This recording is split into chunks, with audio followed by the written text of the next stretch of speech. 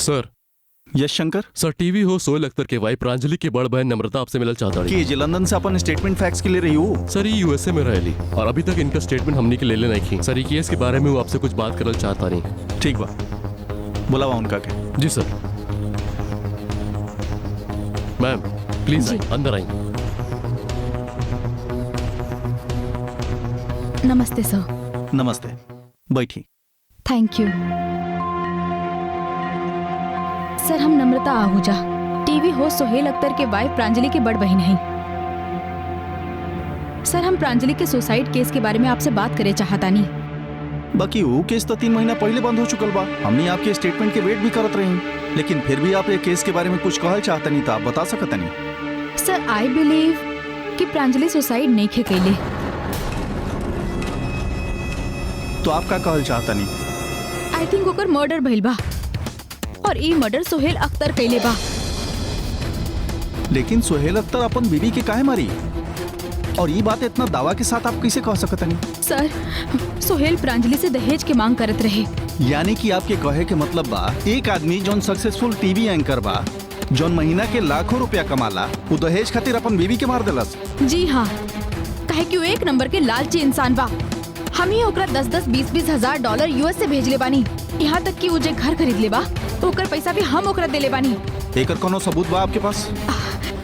फिलहाल तो नहीं खे सर, पर वो प्रांजलि के जियल हराम करके रखले रहे। बिलीव मी, वो एगो क्रिमिनल बा सर। ओकरा अरेस्ट करी प्लीज। आपके पता बा आप केकरा पे एलिगेशन लगा रहल बनी? सोहेल अख्तर वो इंसान बा जोन इंडिया में क्राइम के खिलाफ मुहिम छेड़ रखले बा। आपन टीवी शो इंडियाज वांटेड क्रिमिनल्स के द्वारा, और ये शो के थ्रू बड़-बड़ क्रिमिनल्स भी पकड़ल गिल बने, और आप ओकरा पे इल्जाम लगा रहल बनी। जी हाँ, हम जाना तने कि हम केकरा पे इल्जाम लगावतानी। वो लोगन के बीच महात्मा बन के बैठल बा, लेकिन ओकर असली रूप हम जाना तानी। और प्रांजलि के भी ओकर असली रूप पता चल गेल रहे। यही चलते वो ओकर मर्डर कर देलस, ताकि ओकर जे इमेज मार्केट में बा वो बरकरार रहे। But I know sir, believe me, वो एगो क्रिमिनल बा। ओकरा अरेस्ट करी। लेकिन आपके फैमिली वाला लोग तो अपन बयान में कुछ ना बतैले रहन। आई नो सर, कहे कि वो लोग पे भी सोहेल के अच्छा इंसान बने रहे के भूत सवार बा। ब्लाइंडली फेथ करेले ओकरा पे। चली मान भी लेनी, लेकिन हमने के इन्वेस्टिगेशन में प्रांजलि के बॉडी के एग्जामिन करे वाला 3 गो डॉक्टर्स में से 2 गो डॉक्टर एक केस के सुसाइड करार दिल बने, और जॉन चाकू से प्रांजलि के खून कल गिल बा, वो चाकू पर सोहेल अख्तर के फिंगरप्रिंट्स के निशान भी नहीं के पावल गइल। सर हो सकेला ये प्लान मर्डर हो। आप अभी कहनी कि 3 गो डॉक्टर में से 2 गो माने ले कि सुसाइड है, पर एगो डॉक्टर अभी भी माने ले कि सुसाइड नहीं खे। जी, Which means 33% चांस बा अभी सर। लेकिन आज आप अचानक 3 महीना के बाद आके कह रहल बनी कि सोहेल प्रांजलि के खून के लिए बने। अब ये बात के यकीन हम कैसे कर ली? ये चीज आपके 3 महीना पहले आके कहल चाहत रहे, जब प्रांजलि के डेथ भइल रहे। आई नो सर, अगर हमें स्टेटमेंट यूएस से भेजते तो आप लोग यकीन ना करती, जैसे कि अभी नहीं की करत। हम 3 महीना से ट्राई करत रहे इंडिया आवे खातिर, पर पॉसिबल ना हो पावत रहे, और आज हम प्रांजलि के न्याय दिलाए खातिर यहाँ वापस आइल बनी। सर प्लीज आप ये केस री ओपन करी, री इन्वेस्टिगेशन करी प्लीज सर। ठीक बा, हमनी से जॉन होखी हमनी करब, लेकिन ये चीज खातिर टाइम लगी। फिलहाल खातिर आप जा सकता नहीं। Thank you so much sir, thank you.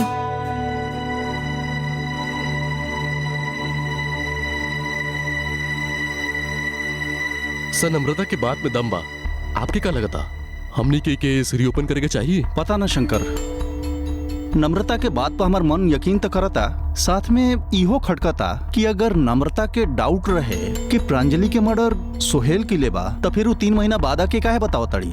ये चीज हमनी के पहले भी आके बता सकत रही हो। लेकिन सर वो तो कहत रहे कि वो काफी ट्राई करत रहे इंडिया में आवे खातिर, लेकिन उनका मौका ही ना मिलल। मौका ना मिलल के का मतलब? अगर कोनो इंसान के आवे के बा तो 2 दिन में भी प्लान करके आ सकेला। लेकिन ये भी तो हो सकता सर कि उनका ऐसा लागल हो कि सोहेल के कातिल साबित करे खातिर महीना भर तो लागे जाए। शायद यही से वो कुछ प्लान के लिए हुई। ठीक बा, प्रांजलि और सोहेल के फैमिली से फिर से एक बार पूछताछ कइल जाओ, तो ओकरा बाद देखल जाई कि ये केस रीओपन करे के बा कि ना। जी सर।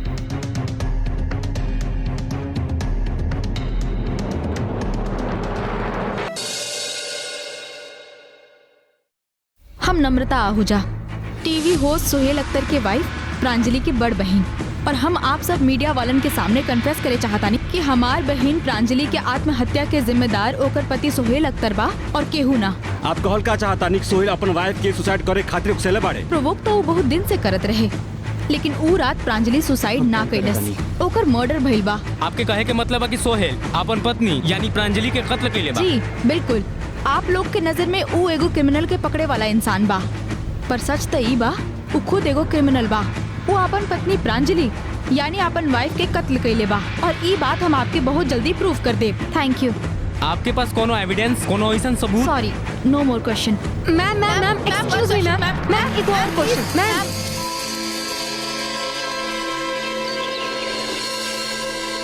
वो इंडिया कब आई? का फर्क पड़ेला, लेकिन ए तरीके से वो मीडिया के सामने काहे स्टेटमेंट देती है कि प्रांजलि के खून सोहेल कैले बा? पापा लेकिन दीदी पुलिस के पास गईली काहे? पता ना ओकर मन में का चल रहल बा, ई तो उहे बता सकेले। नम्रता, काहे आइल बाड़ू वापिस? का लगोले बाड़ू तू ई? प्रांजलि के इंसाफ दिलावे आइल बानी पापा, और इंसाफ दिला के रहब। आर यू क्रेजी? इंसाफ दिलवाईबू? सोहेल के फंसा के तू का इंसाफ दिलाईबू? हम सोहेल के फसावत नहीं की पापा, आप लोग के नहीं के पता। वो प्रांजलि से दहेज के मांग करत रहे, और उहे प्रांजलि के मर्डर कैले बा। दहेज? प्रांजलि हमने के दहेज के बारे में कबो कुछ ना बतवलस, और ये भी ना बोललस कि सोहेल कभी ओकरा से दहेज के मांग कैलस। मम्मी पापा, हमका लगा था दीदी बकवास कर रहल बाड़ी। ये पहले से सोहेल का पसंद ना करत रही और इहे से इल्जाम लगावत बाड़ी। हमके का मिली सोहेल पे इल्जाम लगा के? हमका का पता। नम्रता दीदी, आपका बहनी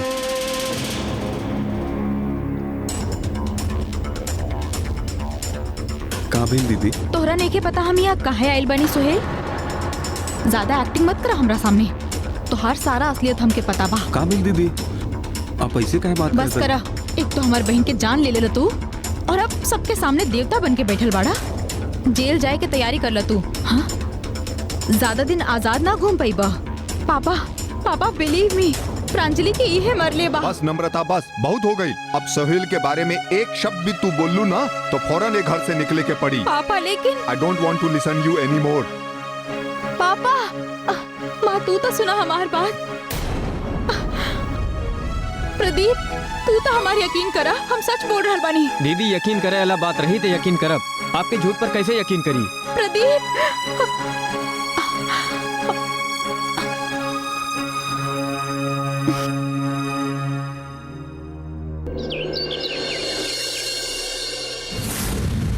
नहीं साहब, सोहेल तो कबो हमसे दहेज के मांग नहीं कैलस और ना ही कबो प्रांजलि एकर जिक्र कैली।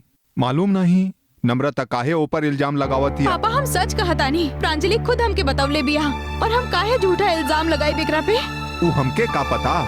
सर, हम खुद 10-10, 20-20 हजार डॉलर ट्रांसफर कैले बानी। एक बात बताई पापा, वसंत विहार के एकर जौन घर बा, ओकरा खातिर भी कुछ पैसा हमें देले बानी। दीदी ओ एक्चुअली हमरा समझ में नहीं आवत कि आपके साथ हमरा ई बात पूछे के चाही कि ना। अरे पूछा ना, का बात करे के बा? तू हमार छोट बहन बाड़ू, बेझिझक पूछा। ओ हम और सोहेल ना वसंत विहार के घर लेवे खातिर 10 लाख के प्राइवेट लोन उठवले रही, और जेकरा से लोन ले रही ओकरा इमरजेंसी में पैसा के जरूरत बा। हमनी के पास पैसा नहीं के ओकरा के देवे खातिर, त का आप हमार मदद कर सकतानी? देखा प्रांजलि, पूरा 10 लाख तो हम ना कर सकतानी, पर हम देखा तानी, जितना हो सकेला करत आनी कुछ।